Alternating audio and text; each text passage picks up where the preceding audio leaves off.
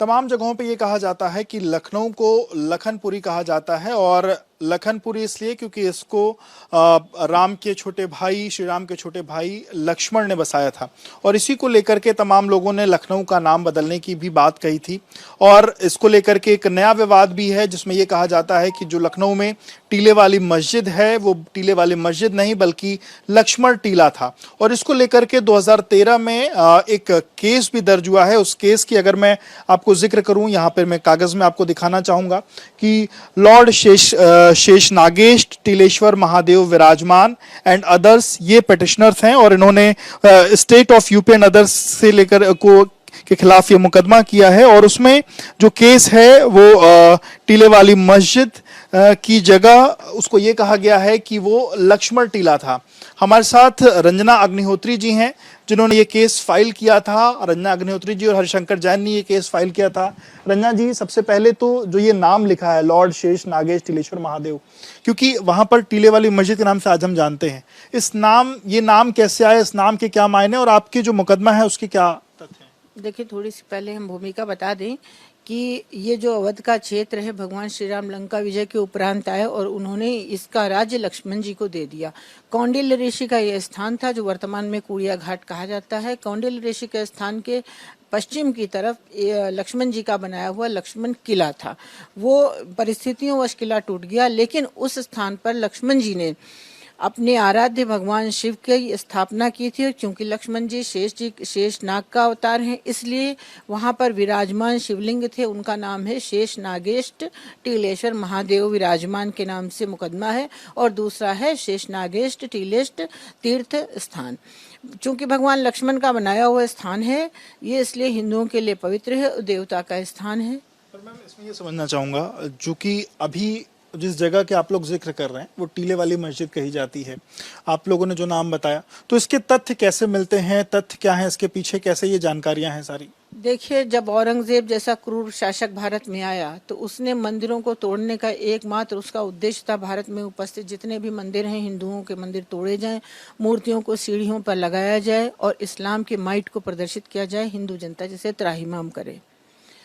उसी परिप्रेक्ष्य में लक्ष्मण किले को तोड़ा गया और लक्ष्मण किले में स्थित जो मंदिर था वो तोड़ा गया, भगवान लक्ष्मण के रहने का जो स्थान था। लेकिन जब 2013 में सूट फाइल किया गया, उसके बाद एक रिट पिटीशन माननीय उच्च न्यायालय के समक्ष फाइल की गई।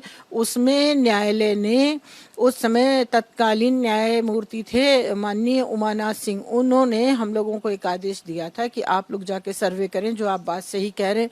तो उस समय कम से कम 50 पीएससी के लोग और हम और हरिशंकर जैन वहां गए। वहां जाने के बाद नक्शा नजरी को देखा और उसके बाद ये नक्शा बनाया गया जिसमें सर्वे का जिक्र करें। सबसे पहले तो उस पर ये समझना चाहूंगा कि जो आपकी पिटीशन थी उसमें ये था कि वहां पर टीलेश्वर महादेव का मंदिर है, इस पर कोर्ट ने ये कहा कि आप जाके सर्वे करें। वहां पर ये कहा गया कि ये जो जहां टीले वाली मस्जिद जिसको कहते हैं, जिसको टीले वाली मस्जिद कहते हैं, वो लक्ष्मण जी का किला था और किले के अंदर ही भगवान लक्ष्मण ने भगवान शिव की स्थापना की थी। वहाँ एक पाताल कूप है जो कहा जाता है कि पाताल तक जाता है। शिव जी का चबूतरा है, सीढ़ियाँ हैं, बाकी सारी चीजें।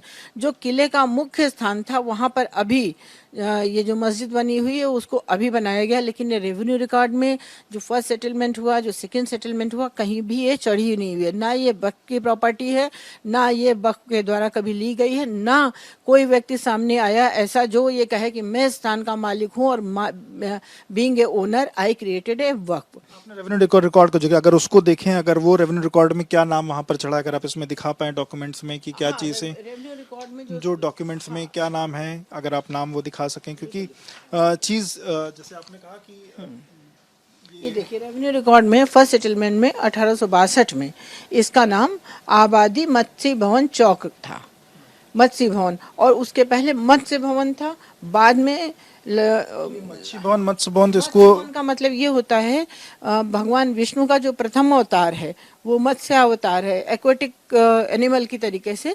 तो वहाँ पर 2 मछलियाँ बनी हुई हैं, गेट के ऊपर बनी हुई थी, वो रेवेन्यू रिकॉर्ड में सारी बातें आई हैं।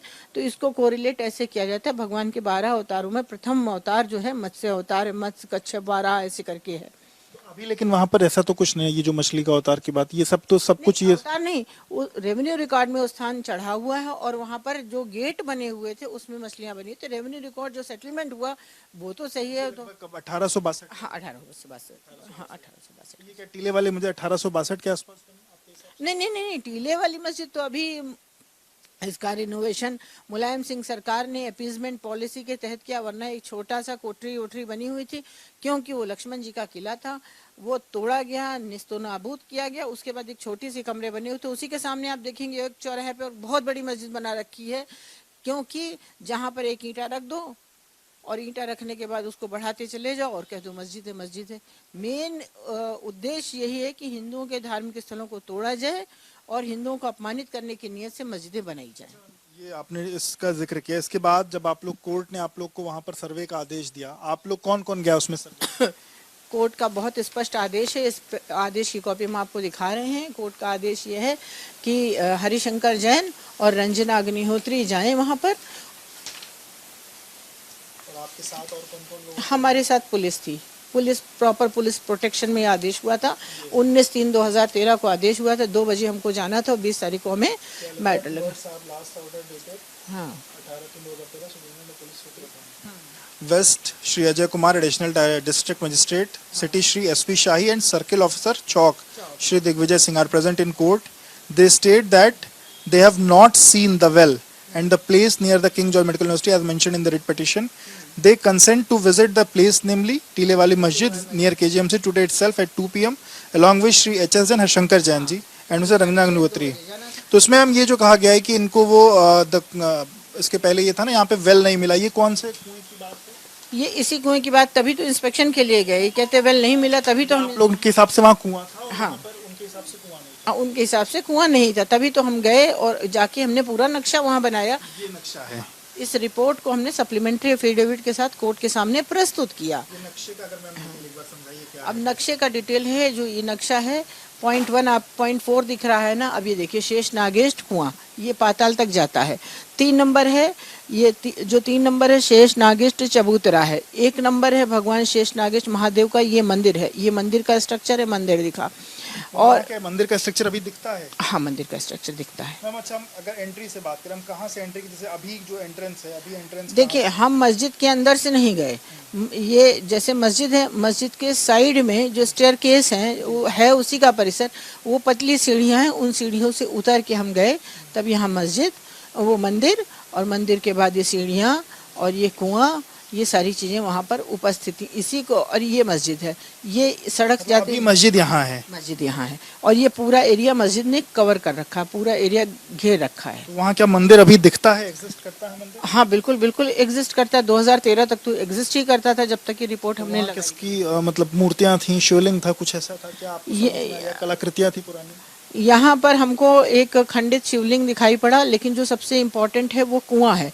कुआं ये पाताल तक जाता है, इसका अंत नहीं है। इस कुएं के बारे में भी बहुत सारी ऐतिहासिक पुस्तकों में हमको इसका जानकारी हुई है, और योगेश प्रवीण जी ने भी अपनी ऐतिहासिक तथ्यों में अपनी पुस्तक में लखनऊ नामा में उन्होंने पूरी चीज़ें लिखी हुई हैं।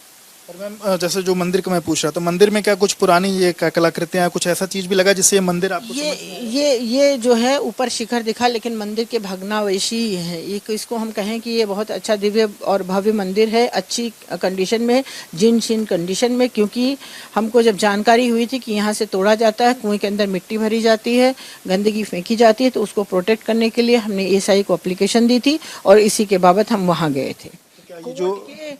कोर्ट के संरक्षण में, पुलिस के संरक्षण में गए थे, अन्यथा वहाँ कोई जा ही नहीं सकता था। 2013 में मुलायम सिंह और अखिलेश की गवर्नमेंट थी, वहाँ कोई जा करके जिंदा वापस आ जाए ऐसा संभव ही नहीं था। आप हरशंकर जैन जी और 50 पुलिस के जवान? जी हाँ, जी हाँ। और उसके बाद आपने ये रिपोर्ट सबमिट? हाँ बिल्कुल, रिपोर्ट सबमिट की। रिपोर्ट सबमिशन के बाद क्या है कोर्ट का आदेश?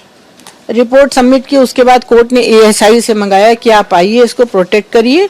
उसके बाद जो है एएसआई का कोई अभी तक जवाब नहीं आया है। ये हमारा मुकदमा भी हाई कोर्ट में पेंडिंग है। मतलब 13 से लेकर अभी तक इसमें कोई सुनवाई नहीं चल रही है? कोई सुनवाई नहीं चल रही है। अब हम इस पे एप्लीकेशन थोड़ा श्रृंगार गौरी और मथुरा से थोड़ा सा फ्री हो तो हम इसमें एक एप्लीकेशन डालेंगे कि हमारी हेयरिंग हो। अच्छा, इसमें एक तो आपका केस है कि यहाँ पर पूजा की आपको अनुमति मिले, ऐसा? हमें जो मेरा इम्पोर्टेंट इसमें प्रेयर है वो है कि हमारे ये जो स्थान है, जो चिन्ह है, इनको प्रोटेक्ट किया जाए। ये पाताल कुआं, मंदिर, सीढ़ियाँ, ये चबूतरा, इनको तो प्रोटेक्ट किया जाए और किसी भी व्यक्ति को दूसरे धर्म के व्यक्ति को यहाँ अंदर आने ना दिया जाए। अभी लेकिन लोग आते जाते हैं, अभी तो कोई ऐसी चीजें नहीं। अभी तो सब घेर ही रखा है, जबरदस्ती करके सब घेर ही रखा, पूरा तो एरिया घेर ही रखा है। अब हमें ये भी नहीं पता, 2013 के बाद तो अंदर जाने को भी नहीं मिला। अब पता नहीं पाताल कुआं है भी कि अंदर भर दिया गया है, लेकिन उस समय आपको लेकिन दिखा था 2013? हाँ दिखा था, तभी तो रिपोर्ट सबमिट करी न्यायालय में, रिपोर्ट सबमिट की। वीडियोग्राफी और तमाम फोटोग्राफी और तमाम चीजें भी हुई थी या सिर्फ आप लोगों ने अपनी आंखों से देखा? और नहीं, फोटोग्राफी हुई थी। फोटोग्राफ्स आपके पास? हाँ, फोटोग्राफ्स हैं।